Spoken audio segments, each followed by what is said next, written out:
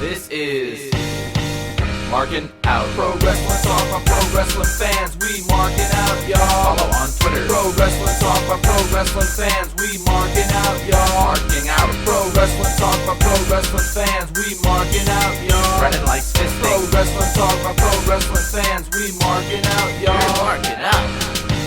Pro Wrestling Talk by Pro Wrestling fans. Welcome to Markin Out, Pro Wrestling Talk by Pro Wrestling fans. That is right. Check us out, markinout.com. Give us a like over on Facebook. Also, make sure that you are subscribed and downloading on Spotify and wherever else you are listening to podcasts. Give us a 5-star rating to go with that 5-star frog splash. Give us a follow over on TikTok at Markin Out. Also on Twitter at Markin Out and on Instagram at Markin Out 11. Buy a t-shirt, prowrestlingtees.com/Markin Out. You can give me a follow on all platforms at David PTDPT. Follow Chris at CMSweeney85 and Chris Sweendog.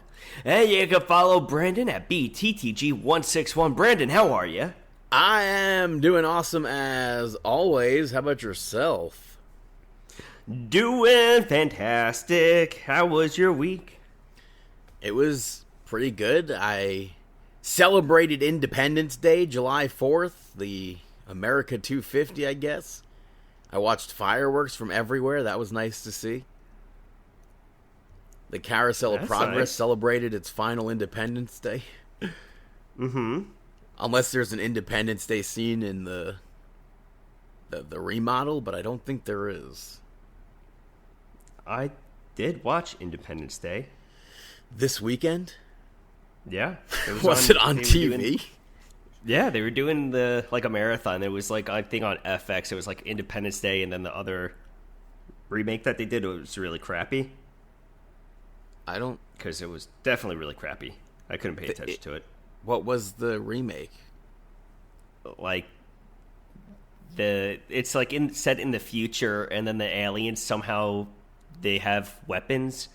Is it Independence Day 2, or is it like... Yeah, it's like Independence Day Resurrection, or it's Independence Day something. It's not actually Independence Day 2, but it's It's pretty Independence much with Day Resurgence. Resurgence, yeah. Don't watch it. Don't watch it. But apparently Independence Day 3 was almost a thing and got canceled because of Independence Day Resurgence being bad. That's definitely a good thing. Definitely a good thing. Well, it didn't have Will Smith. Nope. Honestly, I don't even think that Will Smith was going to help out this one. It was that bad. I went out to an Italian spot in Farmingdale that's kind of viral on social media. Which spot? I don't know what it's called. It's a grocery store in literally a warehouse that has a sit-down spot attached to it. They say if you know with the Italian flag out front. And my dad was going there to meet up with some friends, so I went. It's not really a place I would want to go back to because it's just not the kind of atmosphere I like being in. But the food was good. Mm-hmm. The rain. What do you mean by the atmosphere you don't like to be in? Because it's it reminds me of sitting at a Dunkin' Donuts or something eating. Oh. Like a place that you're not supposed to be at eating real food. Mm-hmm. That doesn't sound... But the food was good. The food was good. And the seats and tables and everything are fine for normal people. I'm not normal. Mm-hmm. I enjoyed the food, but the rain on that day was absolutely insane. There was flooding everywhere. So that was crazy. It's right across the street from Wood Kingdom. You ever been to Wood Kingdom? Never even heard of it. Wow. That's where all the wooden stuff comes from. What wooden stuff? Like outdoor patio stuff and jungle gyms, whatever they're called. Huh. Yeah. Sounds fascinating. Sheds. Mm-hmm. I used to love going to Wood Kingdom. Nice. But yeah, how was your week? It was good. Thank you for asking. It was good. Obviously still But- getting over that Jersey sickness. Yeah. But definitely much better than for some reason, last recording, everything came out during that recording. Before the recording, it wasn't that bad. After the recording, wasn't that bad. During the recording, Let's not jinx it. oof. During that recording, Mucus City. That's for Wonderful. sure. Well, Yeah. well, what'd you do on July 4th?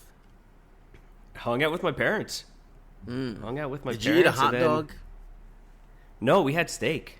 Oh, nice. Yeah, we cooked up some steaks and then took it easy. Watched maybe, I would say, 3 minutes of the TV, of the explosions on the TV, probably for 3 The minutes. explosions. Yeah, the fireworks. I watched And then the ball switched on drop, over did to the you? House of. I'm sorry? I watched the ball drop. Did you? No. I figured, how could I not? It's maybe a once in a lifetime experience there. Yeah, I have no care for that. That wasn't. I mean- I didn't even know that was a thing until you texted me. I was in bed already. That's how that happened. So, But Monday Night Raw took place, kicking off with Sami Zayn, the champion. yeah, and he spoke to Cody Rhodes, and Gunther ended up attacking Cody Rhodes, smashed his arm in Sammy's car door, and Nick Aldis showed up later on to yell at Gunther and Adam Pearce, and then even later on, Adam Pearce told Sami Zayn that he found an opponent. So we'll put a pin in that. I think the writing was on the wall there as is, and Gunther totally took him out. But I have to assume. I mean, we're not speaking about SmackDown this week. I don't know if we'll see anything there with Gunther and Nick Aldis. But how do you not have a match between those two? I don't know. Maybe Cody Rhodes versus Gunther is the route for SummerSlam instead. Yeah. But I don't know. after that, Monday Night Raw, you had Seth Rollins come out, and he spoke about the World Heavyweight Championship. He spoke about SummerSlam. He spoke about Roman Reigns. And he said that Roman Reigns was always going to be the guy. And unlike Roman, this was never about money for him. It was always about pro wrestling. And Roman needs to beat him at SummerSlam to prove to himself that he's not a fraud. Meanwhile, Seth has to beat Roman to prove to himself that through hard work, you can still achieve your dreams, basically. Then LA Knight interrupted and said that he's not listening to this same exact thing again. And LA Knight said that he remembers when you had to actually win something to become number one contender, to earn a title shot. Completely tore Seth Rollins apart. Completely tore Roman Reigns apart as well. He was absolutely on fire on Monday Night Raw. And Seth Rollins said LA Knight can be his first challenger after he beats Roman Reigns for that World Heavyweight Championship. He leaves. And then Jimmy Uso shows up, takes LA Knight out. And then later on, Jimmy was leaving, and LA Knight went after him, but Jacob Fatu bodied him and took him down. He totally bodied him. Yeah. It looked like he went right into a brick wall. I mean, he literally did go did. into that. So, Very true. I mean, in a world, I don't see LA Knight winning the championship ever at this point, but in a perfect world, he would have or will win that championship. Yeah. Speaking of winning championships, Yeah. Next up, you had the Vision pick up the victory over the Street Profits to become the new tag team champions. Now, this matchup was very entertaining, but big surprise at the end. before that, though, they spoke to Paul Heyman before this match. And Paul told Austin Theory to come back to him with the championships or don't come back at all. I thought that was a very interesting thing to add to that, and I don't know, for some reason in my head, I still didn't expect the Vision to win. I was like, I don't know what's going to happen with the Vision here. I don't know what's going to happen with Austin Theory, but he literally told him, don't come back to me, and that's going to be the end of Austin Theory and the Vision. But yeah, Logan Paul, I was surprised at all of this, but it seems like Logan Paul. I don't know what Paul Heyman is going after with all of this. Well, I mean, obviously it's his Vision now. Yeah. And Logan Paul slid in the brass knucks. The referee saw him and kicked him from ringside. On the other side of the ring, when the referee was dealing with that, he tossed Braun Breaker brass knucks. And Dawkins ends up punching him, and they fell off. And then Austin Theory tried to get them. Dawkins ends up getting them. And that's when the huge, shocking moment that we've seen, like, the writing has been on the wall, but because of the way that they went with it, I had no inkling whatsoever that they were going to do this. Even the news sites were like, Maxine is done. They're getting less and less use of her. They're not doing anything with Max. She showed up, low blow Dawkins, cost them the championships, and seemingly joined the Vision. Yeah, I gotta say that this was probably one of the most seamless low blows that have taken place, because it was just such a smooth transition of her running into the ring, low blow, and then the finale of the matchup. I thought it was a good transition at the end of there. Yeah, and then the Vision later on drove off, and Alpha Academy looked shocked, disappointed with Maxine. The same thing, basically, that she called Chad Gable, she then did to them. So, I don't know if we're going to get that big reunion between Chad Gable, Otis, and Tozawa. But, again, like I said before, within a perfect world, I said this a few weeks ago when there were, like, thoughts of Maxine and Austin Theory back when they were doing, like, that behind-the-scenes thing, like, where they didn't mention it, but we saw them. I would like to see Otis and Tozawa win those tag titles from the Vision. I can't see that happening. I mean, they're in the storyline, so... I mean, like I said, in my perfect world, I should say. Yeah, I don't see that happening, especially with Maxine turning on them, but I'm not saying anytime soon. Yeah. Well, also, I don't know if I didn't see anybody talking about it, but I'm pretty positive I caught a glimpse of Maxine talking to Austin Theory at the start of Monday Night Raw 2. When Sami Zayn was walking backstage, I'm pretty positive that there was a quick glimpse of both of them talking in front of one of, like, the promo screens. And nobody said anything or anything like that, but so the writing was kind of still there, even from that night. I did not notice that. Yeah, it was like in the background, very brief, but I'm pretty positive I noticed that. Yeah, matchup was great though. I thought it was awesome, and we'll see what happens with all of this. It kind of stinks. Street Profits were transition champions, I guess. People are theorizing that it was such a quick thing because Bianca Belair might be giving birth any day soon. Who knows? Which, by the way, did you see the price on her 1-of-1 WrestleMania patch card auto? No, how much? I think it was just under $30,000. Jeez, that's crazy. Wow, that's insane. I have a Just Taz insane. patch and a Shawn Michaels patch. They're not numbered, but I got no patches. I got none. I mean, I have a lot of patches. I have ring mat patches, T-shirt patches. It was interesting that after the match, how when they saw Paul Heyman backstage, that he just put all of it onto Maxine, he didn't too. He thought Austin Theory, I believe, thought he was going to get all the credit there, but it was Maxine who got all the credit. Yeah. They're not using Maxine there. That's why you see less and less. They don't trust her anymore. They've lost faith in Maxine. Mm-hmm. Yeah, about that. Next up, talking about people losing faith in people, Sol Ruca picked up the victory over Raquel Rodriguez to retain her championship, and I thought that it was a good match. I thought it was a fine match. Raquel Rodriguez, I believe, specifically said she wanted to go out there on her own and do this match, and eventually Roxanne Perez showed up, and she distracted the referee, and when Sol Ruca went for the Soul Snatcher, Liv Morgan held on to Sol Ruca.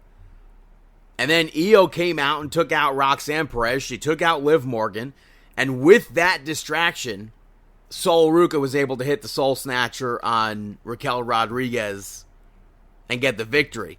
That moonsault, by the way, that Io did, she had such a small space between the championship, like the stand and the commentary table. That was a crazy moonsault that Io hit.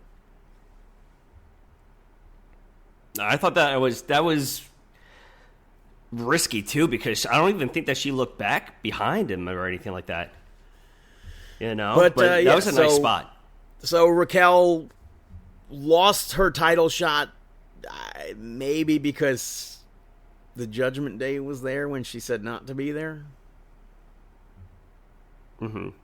Maybe.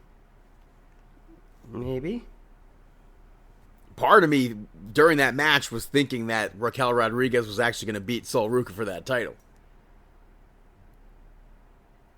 I'm glad that didn't happen.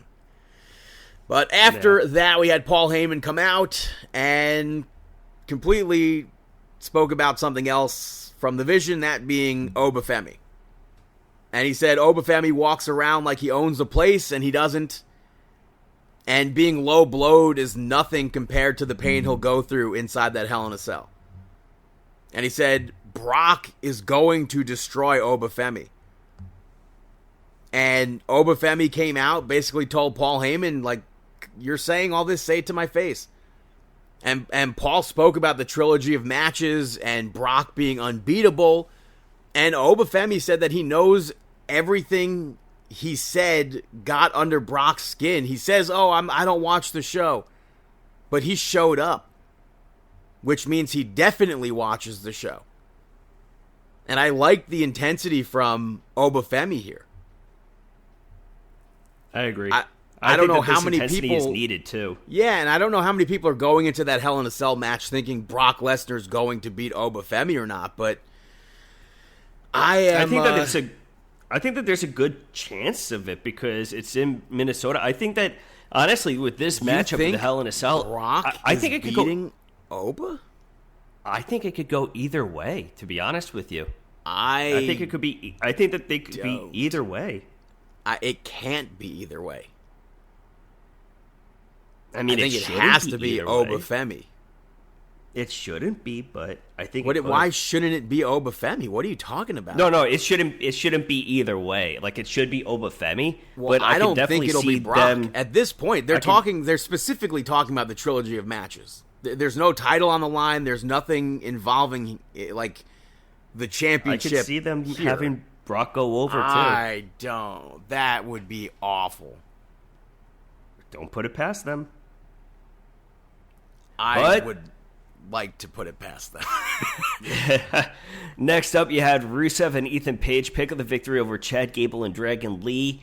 This matchup, backstage, you had a little altercation too. Chad Gable still not being able to build up the trust fully. But, Rusev and Ethan Page attacked them before the match. I liked Chad Gable doing that overhead belly-to-belly to launch Dragon Lee onto them outside the ring. But eventually Rusev locked the Accolade in on Dragon Lee, I think. Yeah. And I feel like, I mean, they haven't done it in a long time, but I feel like at that point that should have been a reverse decision. Especially when Ethan Page joined in. Chad Gable tried to break it up. Ethan Page joined in. I thought that they actually were going to reverse it because commentary made mention saying that Rusev better watch out because they could reverse the decision. But they didn't do that. And then Joe Hendry came out and at first took them out, but they came back. They're all in the number one contender match for the Intercontinental Championship next week. I believe it's a gauntlet. I thought Javon Evans was also going to make an appearance here, but that didn't happen. Huh. I didn't even think about Javon Evans during that. Because I'm almost certain he's also in that gauntlet match. Mm-hmm. But then the main event That would comes. make sense. We're waiting. Sami Zayn's in the ring waiting to find out who his opponent will be in Chicago. Defending the Wonder WWE Championship on Monday Night Raw for some reason. SmackDown Championship, SmackDown Superstar. The garage gate lifts up. CM Punk. The crowd goes crazy, though. Absolutely electric crowd. Well, I think I said it earlier. The writing was on the wall. So, part of me really couldn't care less about this match. So, even though the writing was on the wall, I cared about the match because it was a really good match, but I feel like the outcome going into it, you kind of already knew. I liked Sammy hitting the go to sleep. I liked CM Punk using the haluva kick. He hit the GTS, though, gets the victory. I mean, people are saying that the match was always supposed to be Cody versus CM Punk at SummerSlam. So maybe we will see Gunther versus Nick Aldis, but it sucks that Sammy's championship reign was 9 days. He didn't even defend the title. A lot of people are like, how dare they do this? CM Punk makes no sense. Like, they're in Chicago. They needed to find a last-minute replacement for Cody Rhodes, who got taken out, and then 2+ hours later, or maybe 2 hours or so later, Adam Pearce found a replacement. I mean, it sucks or that Nick Aldis found a replacement. It sucks about the title reign being so short, but on the other hand, I said it last week, I don't know. I think that there was a glass ceiling. Or Adam Pearce, I forget. I don't think I so, think though. I feel like they could have 100% had at least one title defense. But even for me personally, I don't think that there would be anything to draw me into Sami Zayn as WWE champion right now. But also he is now a Grand Slam champion, which is pretty cool. But that it's been 13 years since CM Punk has held the WWE Championship. He last held it in 2013. Lost it to The Rock. None of us, if I recall, I don't think we wanted The Rock to win that championship. So, CM Punk's going to SummerSlam, most likely against Cody Rhodes. Could be more. I feel like how do you make sense of it to not put Sami Zayn in that as well? Yeah, could be a triple threat, could be a fatal four-way. And then, of course, I mean, we don't know anything. SmackDown didn't happen yet, but Saturday night's main event could easily add CM Punk versus Sami Zayn in a rematch or something like that, but we shall see. Moving to NXT, it opened with Callie Armstrong cutting a promo, and she said that she's ready for the NXT Championship. Lola Vice came out and said that she's getting the championship back before she gets a title shot. And then Kalani Jordan came out and said that neither of them deserve a shot. This came to blows. Kalani Jordan came out on top, and they made a triple threat match for next week to see who's going to be facing Kendall Gray. I thought that was a strong open. Yeah, for her time on the mic to open up NXT, I thought it was a good showing for her. But next up, you had Shawn Legacy, Dorian Van Du defeat Dark State, OTM, and Birthright to become the number one contenders. This was all chaos. Dark State, though, I think controlled a good chunk of this match. Saquon Sugars made his way out, but Deion Lennox held him back. And then, stupidly, Birthright and OTM brawled off to the back, leaving Uriah Connors alone. And Dorian Von Dukes ends up hitting the splash. And Sean Legacy hit that springboard 450 and got the victory there. Mm-hmm. And then Saquon Sugars was interviewed afterwards, and he said that he needs to find backup to take on Dark State. I don't know what that's going to lead to. It's a smart decision. We'll see. Get that backup.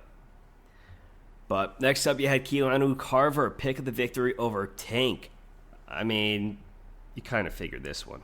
Yeah, but this is what I spoke about last week, where like this dominant side of Carver kind of disappeared in his matches. This was closer to a Brock Lesnar or Obafemi. Even with the offense that Tank had, this was much more what I think we need to see from Keanu Carver. Mm-hmm. Yeah, that's what I want to see too, is that dominant wrestler in the ring. We had a video from Naraku, and he said Tony D'Angelo escaped the punishment at Great American Bash, but he wants to know how far Tony will go to protect that championship. And he also said that Tony has no idea what he's capable of. So, I think all signs will lead to Naraku beating Tony D'Angelo for that championship. I can see that. Who knows? Yeah, I can see that.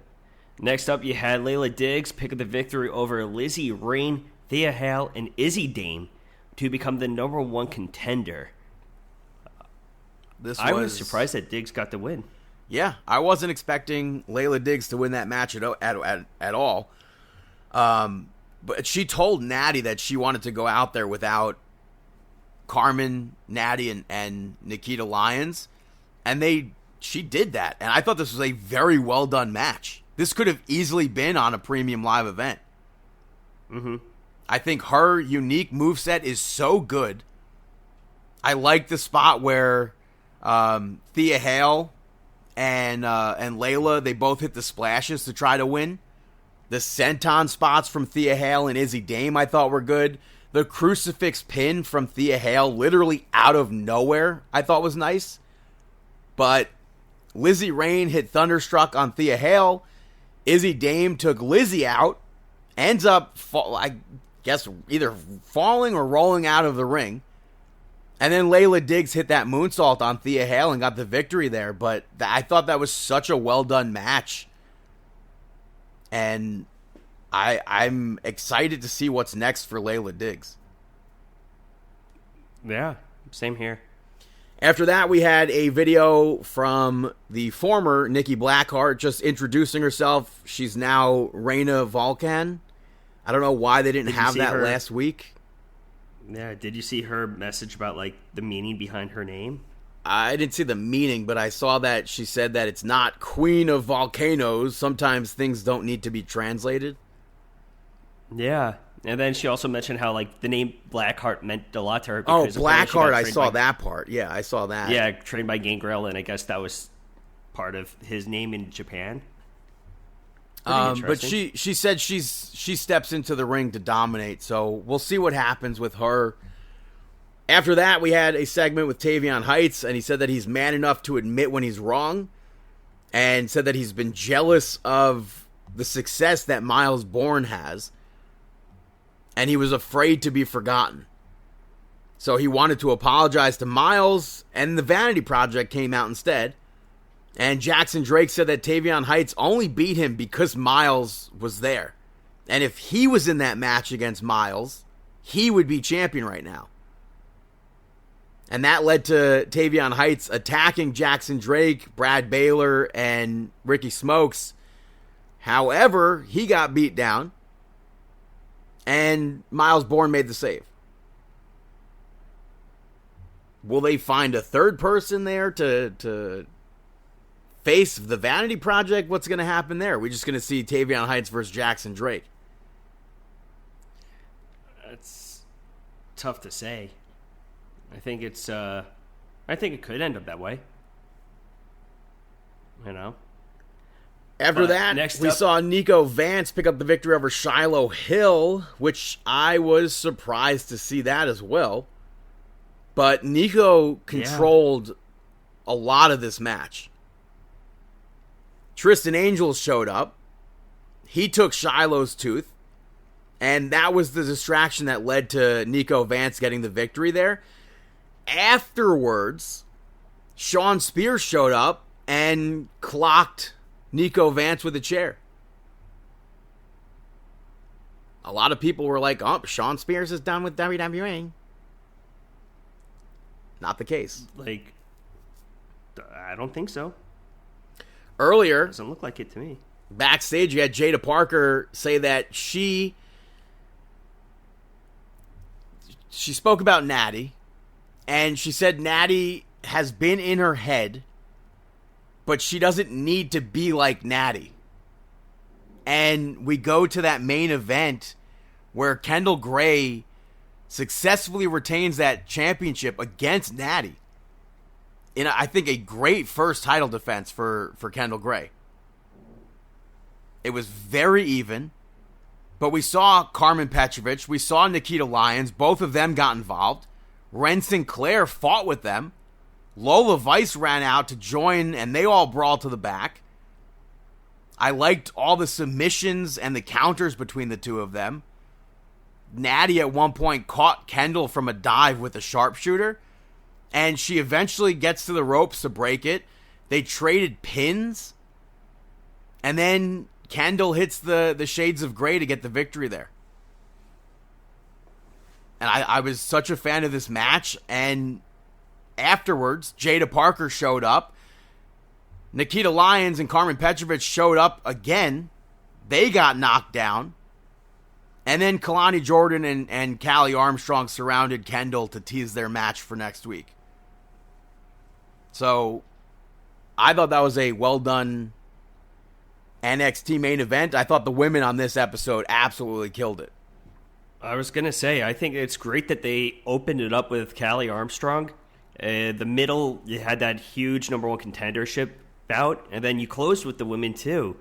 I think that it was star-studded. It was great, and I like that you closed that out also. You involved Natty. Yeah. You know? Great episode of NXT, though. So that is NXT. We're not doing SmackDown this week, so we'll just cover the basics next week. And right now, we'll take a quick little break, and I'll be right back here on Markin Out. Hey, it's Cassidy Pope, and you're listening to Markin Out. Welcome back, ladies and gentlemen, to Markin Out, episode 805. Moving back to AAA from last week, it opened with Rey Mysterio, and he said the vision for AAA is even bigger than ever. He wants it to be a place for the biggest stars in the world. And then he brought out Damian Priest. And Damian Priest said that he's there to dominate. When he said all rise, literally everybody got up and rose. And I thought it was a good reception for Damian Priest. What he's going to be doing there yet, I don't know. But like I said the other week, I have to assume him and R-Truth are going to win those tag titles. We saw Lady Shani pick up the victory over Flammer. I think it was nice to see a match with Lady Shani again. It's been 4 months, and I think she has a lot of unique moves, especially for television. So it's always entertaining to watch that. I was kind of surprised that she won. Flammer controlled most of this, and she tried to use the title. Catalina grabbed it away, and that's when Lady Shani was able to hit the backstabber and the iconoclasm and get the victory there. He had El Grande Americano address Los Perros del Mal, and he said he'll be waiting for them next week. He won't be alone. I don't know who he'll be with. We saw Mystery Iguana and La Parka pick up the victory over Money Machine and Dinamico and Drago. This I thought was a good match. La Parka and Mystery Iguana super over. So I thought they were obviously the only ones who had a shot at winning this. But I think Money Machine is underutilized right now. I think they're a really good tag team in AAA. That backdrop suplex rolled into the German suplex from La Parka I thought was awesome. The cartwheel arm drag off the turnbuckle, sending Dinamico off the apron, I thought was great as well. Overall, like I said, I enjoyed this match. The main event, we saw El Fiscal versus Abismo Negro Jr. ended in no contest. I think for what they gave us, this is what you could have expected from them, but obviously a lot shorter. Carmen Petrovic showed up, and then Los Perros del Mal attacked both of them, really solidifying that we're here to put everybody on notice. Moving over to TNA Impact, kicked off with the Hardy Boys, picking up the victory over Order 4 to retain the Tag Team Championships. This was a big match for the Great Hands, and they made it look like they could win, but there was a 0% chance they were winning the titles here. You got the Twist of Fate, Swanton, 1, 2, 3. Mustafa Ali came out afterwards and made a phone call. He was not happy. And then we saw him later on telling somebody to set up a meeting for next week, so we'll see what that's about. You had the King's Speech where Moose was Frankie Kazarian's guest, and they spoke about last week, and Moose was like, no, stop. My family's fine. And Moose spoke about what's next. And eventually Frankie Kazarian asked Moose if he was stupid for calling himself the face of TNA when he's in the ring with Frankie Kazarian. And then Frankie Kazarian ran down his accolades. Moose challenged him to a match. Frankie Kazarian said no. And then brought out AJ Francis. And then Moose challenged him to a match. That Expressions guy was with AJ Francis again. Yelled at Moose. And then accepted a match for next week. You saw Indy Hartwell pick up the victory over Vicious Vicky Venuto to advance in that Knockouts TV title tournament. I'm glad that they did the promos for everybody during the entrances. I think it was a good introduction for Vicky, in case you didn't know her. And I thought this was a good match. The fans were behind Vicky at one point. That kind of surprised me. But Indy hit the Hertz Donut to get the victory and advance. I feel like Indy should be in the finals with Mara Sade. You had Ricky Sosa, Leon Slater pick up the victory over the Righteous and the System. I think Ricky Sosa and Leon Slater were a very fun team to watch here. That kick from Leon Slater to Brian Myers to stop the spear I thought was absolutely great. But this match got chaotic. Dutch and Bear Bronson going at it I thought was nice. I really liked that running shoulder block off the apron from Bear Bronson. But Leon Slater and Ricky Sosa picked up the victory there. You had Jody Thread pick up the victory over Gabby Forza to advance in that tournament. I think it was awesome to see Gabby Forza here. It would have been cool if she advanced. I think her and Vicky would be great additions to that TNA Knockouts roster. But they did a good job showing off Gabby's strength here. And I feel like we rarely see spots where two women run at one another and they don't knock each other down. We do see it, but it's pretty rare. So I like that aspect of the match. And in the end, Jody Thread, she hit that pop, shove it, got the victory, and she advances in that tournament.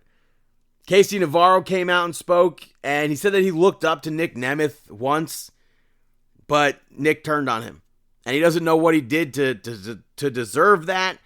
He called Nick out for answers, and then Nick said that he did believe in Casey Navarro at one point. He thought he could make Casey Navarro a star, but then he realized that Casey Navarro didn't even deserve to stand near him. And then Ryan Nemeth attacked Casey Navarro, so we're going to see more with that. I thought that was a very good fired up promo from Casey Navarro, though. And then in the main event, we saw Zaya Brookside pick up the victory over Lei Ying Lee in a no DQ match to retain the championship. Lee attacked Zaya Brookside before the bell rang. But I feel like this match could have been better if it was commercial free. I also feel like this wasn't brutal enough for a no DQ match between the two of them. And I don't think it was a bad match. I just think it could have been different and better. But Lei Ying Lee set Zaya Brookside up on a pile of chairs. She missed the landing, so she landed on the chairs. Brookside clocked her with the title. Lei Ying Lee kicked out. In the end, Lei Ying Lee ends up punching the chair, and Xia Brookside hits Darkseid onto that chair to get the victory. So you get the title defense for Xia Brookside. Hopefully that's it between the two of them. I don't know if it is, but I feel like that has to be it. So that's TNA. Hey, Brennan, got any shout-outs? Why did the chicken cross the road to listen to Brandon's shout-outs? Waka waka. Life, Larry, and the Pursuit of Unhappiness gets the first shout-out, but it is borderline anti-shout-out, and I feel really bad saying that. Have you seen anything like this? Anything of it? No. On HBO? Uh-uh. The trailer, I thought looked great, but the execution of this show, it just leaves me wanting Curb Your Enthusiasm. And it's not. It's Larry David in a sketch comedy show about American history. And it's 7 episodes. All of them will be out by August 7th. I'll continue watching it because I'm a fan. Like, I'm a huge fan of Larry David. But this show, it hasn't been great. Episode 2 was better than episode 1, and the cast is great. Sam Jackson narrates it. Barack Obama's one of the producers, so he has appeared on it, but you have Curb cast like Richard Kind, Susie Essman, Jeff Garland, J.B. Smoove, Jerry Seinfeld. You have Henry Winkler, Alan Tudyk. You have Lin-Manuel Miranda, Journey Smollett, Bill Hader. So many others are on this show, but if you take The History of the World Part 2 and mix it with Curb Your Enthusiasm and mix or use Drunk History as an outline, that's what I feel like this show is. And I use part 2 instead of part 1 for History of the World because that was formatted for TV. So it's like it leaves you wanting something that you're not going to get. And it could I feel like it could have been with it. I feel like it could have been better. My next shout out goes to Not Suitable for Work, which is now out on Hulu. The full series is out. It was created by Mindy Kaling, and it's loosely based on her early 20s living in New York City. But it follows 5 people in their 20s. They all work in different fields like TV journalism, fashion, finance, and acting. It's a comedy, but there's like it's kind of like heavy on the rom-com stuff. And I do hope it gets picked up for a second season. I enjoyed this show. So if you like those sort of like workplace, but also like home life, rom-com comedy sort of shows, I think you'll enjoy this. Mm-hmm. Another shout out goes to The Bear, which I can't say enough good things about this show. I absolutely hate that it's over. The full season is out on Hulu. The final season takes place. What? I never got into it. I heard that. I know everybody like watches it and everybody likes it though. Yeah, because it's really I thought good. it was a reality TV show at first. No. But the final season takes place over a single day of one final service. And it's just a phenomenal show. I think Jeremy Allen White, Ayo Edebiri, Eben Moss Bacharach, Abby Elliott, Matt Matheson, Oliver Platt, Jamie Lee Curtis are all absolutely fantastic. If you've never seen the show, they work at a sandwich shop that turns into a restaurant. Jeremy Allen White's character is chasing a Michelin star. And it has so many awards. It's comedy, it's drama. I feel like you need to watch this TV show. No, okay. Sometimes it can be a little slow, but not really that slow. Mm-hmm. So, like I said, it really sucks that it's over. And I thought the ending was perfect. I was very happy with that. I guess we're going to find out whether or not he gets to star. You'll see. My last shout out goes to Bonnie Tyler, who unfortunately passed away this week at the age of 75. She had such a unique voice, and I really wish I could have seen her perform live. I never had the opportunity to do that, but she had huge hits like Total Eclipse of the Heart, It's a Heartache, Holding Out for a Hero. She has a really good cover of Have You Ever Seen the Rain? She also had a song, If You Were a Man and if You Were a Woman and I Was a Man. That was reworked by the songwriter Desmond Child and Bon Jovi to then become You Give Love a Bad Name. So I think that's a cool, interesting fact. But her voice and timeless music, it'll continue to live on. I mean, you see new generations discovering her music, even if you don't know it's Bonnie Tyler. Legendary songs. She's literally on TikTok right now. She's viral. She's been viral because of what is that movie, A Diary of a Wimpy Kid. Total Eclipse of the Heart. I thought you were going to say Old School. Who sang it in Old School? They have the remake of that song. But who sang it? Total Eclipse of the Heart. Oh, I don't know. That cover band. Oh, right. The Dan Band, I believe. That's who it was. Yeah. The cover band. So, yeah, it's unfortunate. Go listen to Bonnie Tyler's music and go check out the other shows that I spoke about in my shout-outs. Now it's time for Mark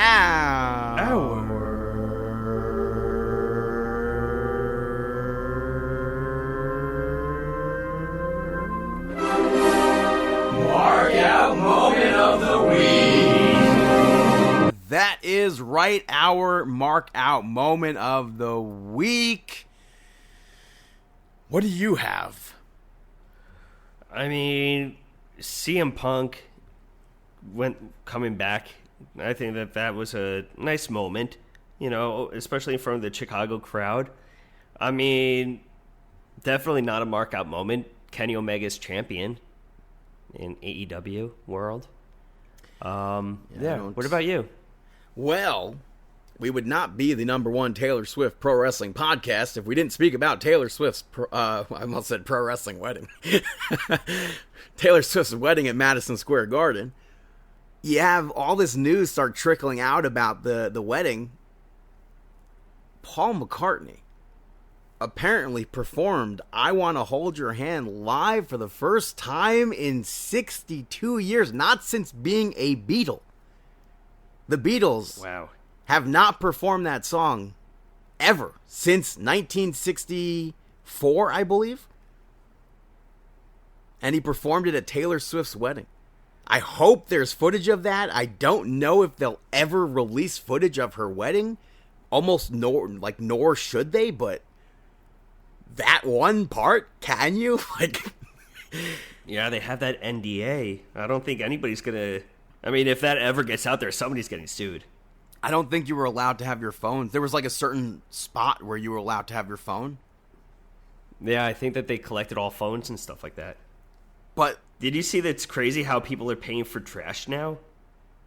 What?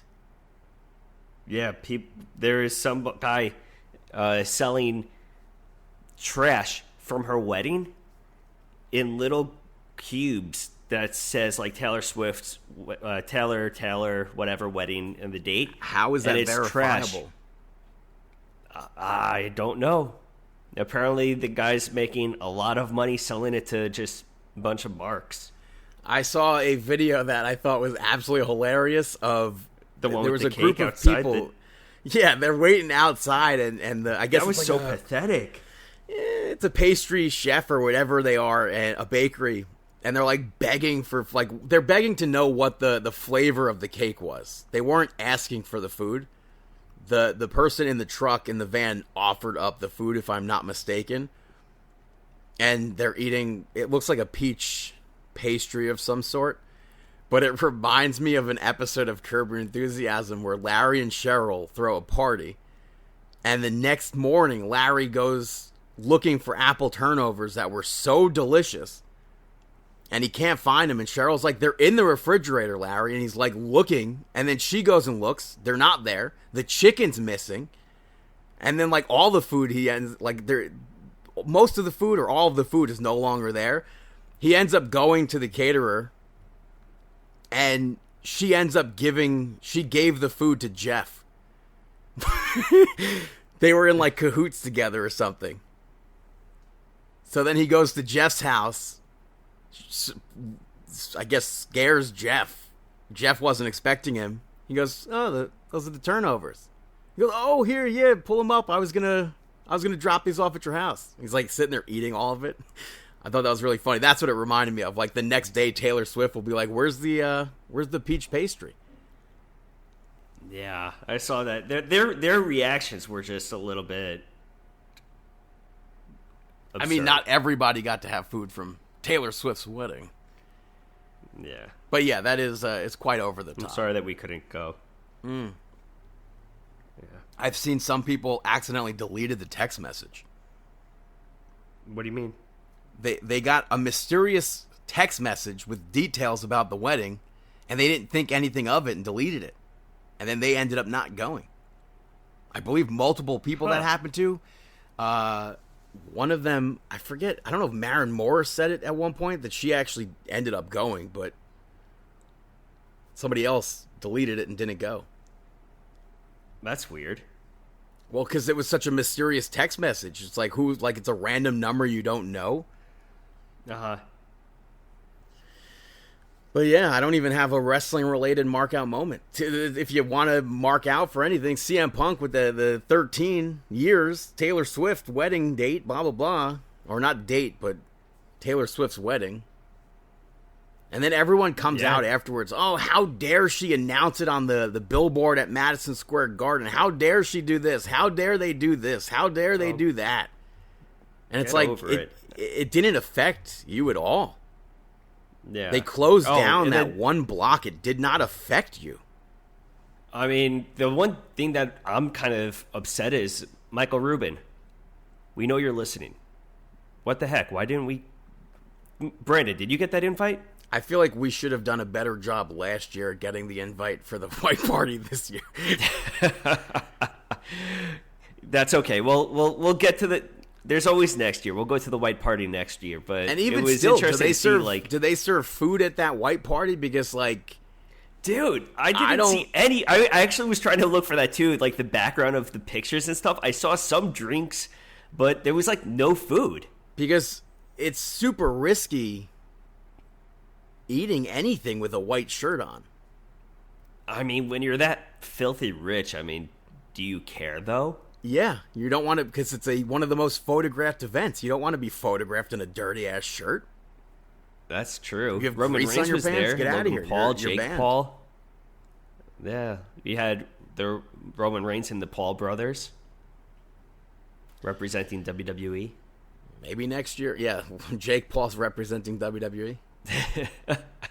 I mean, the roster of attendees is just insane. You had Kat, you had Mike Tyson, Tom Brady. It was just seemed so random at moments. That's what a New York party is, though. I mean, Taylor Swift's wedding seemed kind of random too, and that's another thing. People are like, "Why was such and such person there?" It's like, who cares? What's it to you? Yeah, Adam Sandler being the officiant. Yeah, that was awesome. And then people bring religion into it. Oh, how dare she have Adam Sandler do that? It's like, you're not them. Who are you to say any of this? Sounds like peanut butter and jealous. It honestly does. It truly does. And then there's like the Daily Mail. The people writing the articles and putting out all their tweets come off psychotic. They truly come off as needing help. It's crazy. It's truly crazy. She doesn't affect you at all. And they're like, this is negative, this is negative, this. No, it's not. It doesn't affect you. And then they donated $26 million or whatever to a bunch of different charities. Well, why did they donate to this? Why did they donate to that? Who are you? It makes no sense. And also, why not all donations are going to be public, and they shouldn't be. Right? Yeah. You know, they shouldn't be. Leave these people alone. Just stop. Leave them alone. Let them be happy. You know, this is why they did it in a venue where it's such strict security, because they know that if they did it on a beach in whoever knows where, paparazzi or fans, crazy fans, are going to find their way to get in on it. Yeah. Chill out. And there's like all these like IWC-esque stories coming out about the wedding that people are like debunking as like completely false. It's crazy that these stories are getting put out there. Everyone has that like out. Yeah, it's so goofy. Just like her song. You got to chill out. What song is that?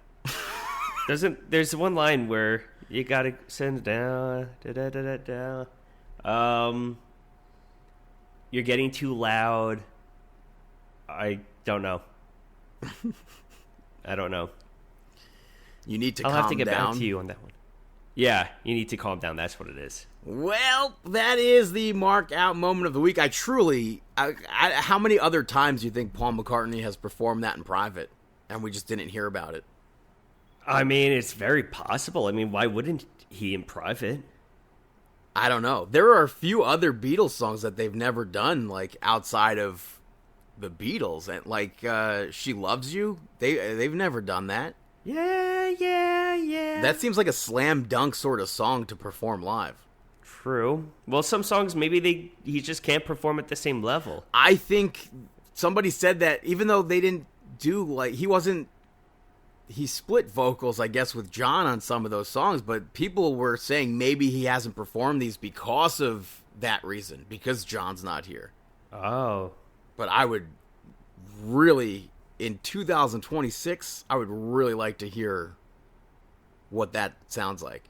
Yeah, I mean, talking about hearing people singing and stuff like that, you see that stuff about David Lee Roth, too? No. Oof. Oof. Are you going to say what? No, it just sounded awful. But also, I feel like everybody's going to these concerts expecting people that are in their 70s to sound like they were in their 20s or 30s. It's not going to happen, you know?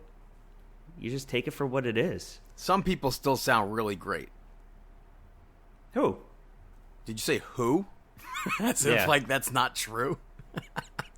Well, I mean, like, who at that like older age? I'll say Dion sounds absolutely incredible. Mm-hmm. Like he still sounds. Obviously, his voice is older, but at his age, it still sounds really good. He's in his 80s. Wow. And he's not lip syncing or anything. He sounds really, really good. So you're saying he's not like Frankie Valli right now? Yeah, I don't. That's all unfortunate. I'll say another. It's like obviously it sounds a little different than when he was in his teens, 20s, or whatever. Mickey Dolenz. He's in his 80s. He still sounds relatively from good. the Monkees? Yeah. Wow. Like, it still sounds like, if I go to that show, it still sounds like I'm watching or listening to the Monkees. So there are artists out there who haven't, like, noticeably changed that much. Mm-hmm. But then there's artists who I've gone to see. I've seen The Who. Obviously, their voices are different, but it's still a very enjoyable concert. I've seen Paul McCartney a few times. I've seen Ringo Starr. Speaking of Ringo, I think he just turned like 80. He turned 86. Birthday. 86 years old. And they announced a tour, too, as well. Wow. He's going to be right here in Forest Hill Stadium in October. That's crazy. And I would say go. If you're like a fan of the Beatles, go. So, hopefully that footage of Paul McCartney comes out. Just that footage of Paul McCartney. You're like, I just want to see that. Yeah, like people are like, where's the dress? How dare she not post her dress? And then they're posting all this AI garbage and stuff. It's like, get over yourself, brother. She doesn't owe you anything. Mm-hmm. She's an evil billionaire. How dare she? But that is Marking Out episode 805. You could check us out on Twitter at Marking Out, at BTTG161 on all platforms, at Chris Sweendog, CM Sweeney85, David PTDPT on all platforms, Facebook.com/Marking Out, YouTube and Instagram are Marking Out 11, ProWrestlingTees.com/Marking Out if you'd like to support us like that. You could follow us on TikTok at Markin' Out. You could rate, review, subscribe to the only Markin' Out podcast, markinout.com. You could listen to us there. You could rate, review, subscribe, Apple Podcasts, Amazon Podcasts, Spotify Podcasts, iHeartRadio, YouTube, and we wish you the